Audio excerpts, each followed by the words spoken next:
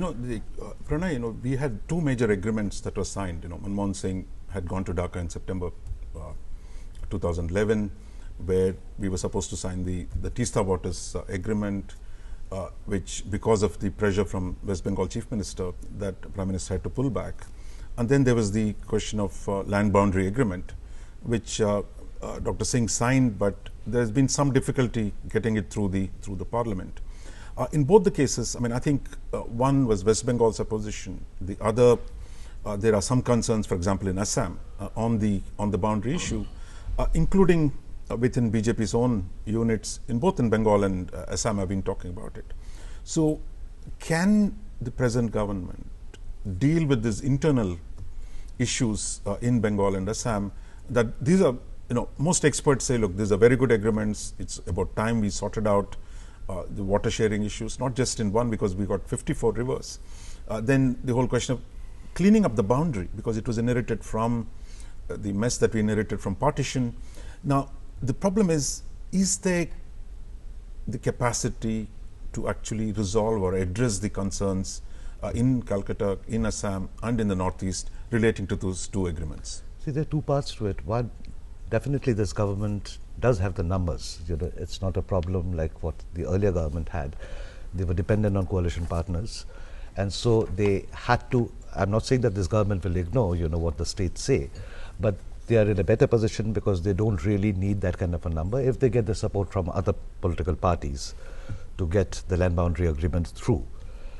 Teesta, I'm not sure whether they're going to do it right away, because Teesta, I think they'll still keep it for a later date, But land boundary is something which they can really, give it a top priority and push it through. What happens with this is that at least you tell Bangladesh that we are serious, A new government has come, and it is, the promises that the foreign minister went and made, immediately if it is matched by the action, that raises the level of trust and confidence for you. Other areas, other issues become much more easier than to talk and negotiate and move forward. Ambassador Chakrabarty, you were Deputy High Commissioner before, then you were High Commissioner again. This boundary issue, it's not easy for most people to understand. There is talk about how many acres are being won or lost. But could you just tell us, look, the importance of settling the boundary, because they say good, clear boundaries and good fences make good neighbors. What is the challenge here? Why is it that we need to advance quickly on settling the boundary? Let us remember that the first agreement was signed in 1974, also called the Indira Mujib Agreement, wherein we were in fact supposed 74 to 74 we are talking about. So many years have passed, and Bangladeshis have this sense that India has simply stalled and dragged its feet. They ratified the agreement, but we didn't. We had a problem because of constitutional amendments that had to be made. In fact, the constitutional amendment bill that was introduced by the last government was on the land boundary agreement, because to exchange land and to change the boundary, we have to go for the constitutional amendment. Now, how important it is? Of course it is important, because it's seen as a festering sore and a lack of will on the part of India to sort out a particular problem with Bangladesh. Of course, there is acreage is concerned. The enclaves, about 10,000 acres, Bangladesh will gain. We will gain about 7,000 acres. So anyway, that's not much. In any case, those acreages have already been absorbed in each other's country, and it's only something on paper that we'll be doing. And people have been consulted as well. People have been consulted, and I have myself as High Commissioner been to some of the enclaves and talked to the people. And there is no fear of anybody, being dispossessed or anything like that. So that is how it all started, that it is doable, we can tweak this agreement, and we can finish off this standing festering problem for a long time. The other aspect is in 3 sectors, 6.2 odd kilometers that need to be demarcated. Again, that was a very simple solution, that you do it as is on as is various basis or the status quo basis. You keep what you have, we keep what we have. So that was also not very difficult to do. There were some local objections, etc., but they can be compensated in terms of land and other things.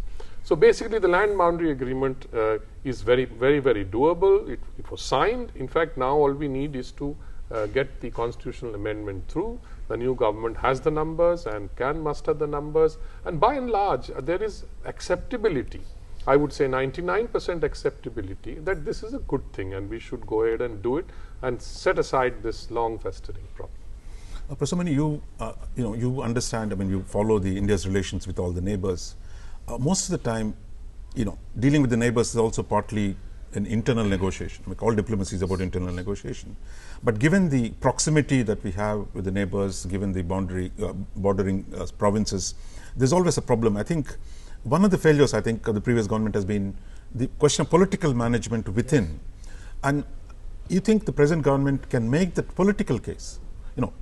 Ambassador Chakrabarty has made the technical case. Look, why is it good? I mean, merits, I don't think few people disagree.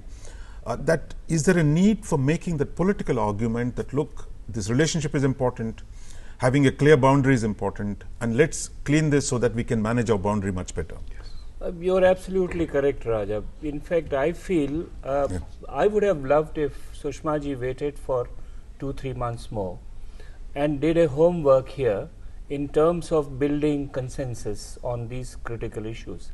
Because if you look at closely with the outcome of the meeting, everybody asked these 2-3 questions there, and Bangladesh still does not. If you look at the media, is not fully satisfied with the visit. Now, politically, I think the problem with the political parties is nursing their constituencies. Manmohan Singh government got stuck with the allies. Mamata did not go there. Of course, Assam was willing to go along with it. But at the same time, I must remind that the advisor to Hasina came to India and pleaded also with the BJP leadership, including Sushma Swaraj and LK Advani, that please you get these things done. And still, I think somewhere in the BJP, maybe RSS, maybe somewhere else, there are lingering reservations. And unless these reservations are sorted out, the question of political will has to be disaggregated to find out where the problems are.